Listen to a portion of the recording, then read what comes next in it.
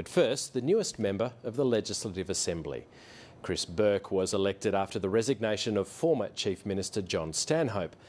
Under the ACT system, no by-election is required, only a countback to the results of the last election nearly 3 years ago, along with the distribution of the preferences of the departing member. You can only hope that after all that time, the winner is still interested in the job.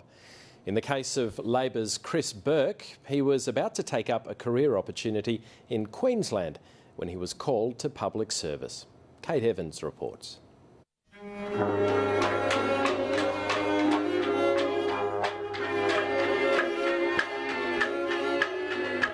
Solemnly affirm that I will faithfully serve the people of the Australian Capital Territory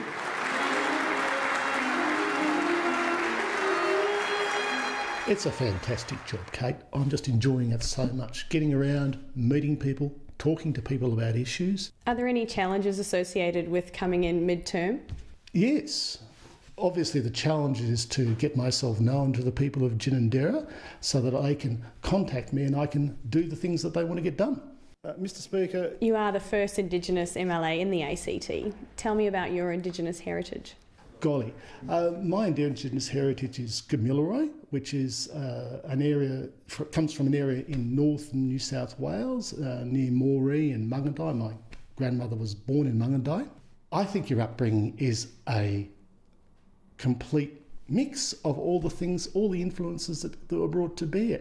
There wasn't at a time when I was thinking this is part of my Indigenous upbringing or this is part of my Chinese heritage or my Irish or English heritages. So when I grew up, these things were blended in my family to produce a very happy childhood.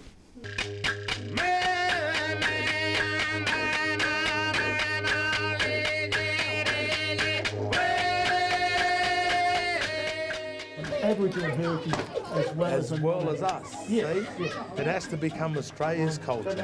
That's right. Not just ours. That's right. One of the great things when I went out during NAIDOC week was going to Girlang Primary School. I was impressed.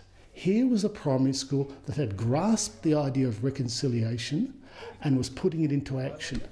Not only the idea of doing welcomes to country and acknowledging country, these symbolic ideas, but they are also doing Indigenous perspectives within the curriculum, looking at things from an Indigenous way when they were learning things like science, art, maths.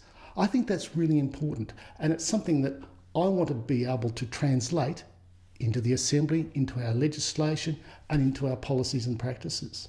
Because I think there are some significantly important ideas which Indigenous Australia has to offer to the rest of the country. You're also the first Aboriginal person to get a dental degree. Are you a person who consciously pushes boundaries? What it means is that I take an idea or a desire and I'm not particularly concerned about that no one's done it before or that I'm told that I can't do it because I am something. Now, this has been a constancy in my life where I've looked for things that I thought were good to do or were opportunities that I could take up, and I just went and did them. When I was a young person, people would say, what do you want to be when you grow up? Outside of dentistry and politics, what are some of your other passions? Well, I'm probably doing some reading.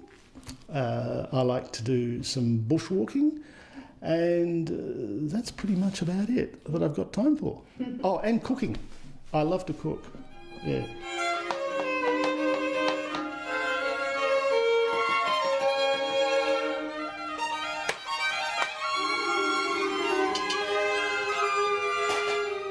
What do you bring to the ACT government that's different, and how does that shape your contribution? My small business background, my 30 years as a health professional, my Aboriginality bring a unique set of perspectives that aren't already there.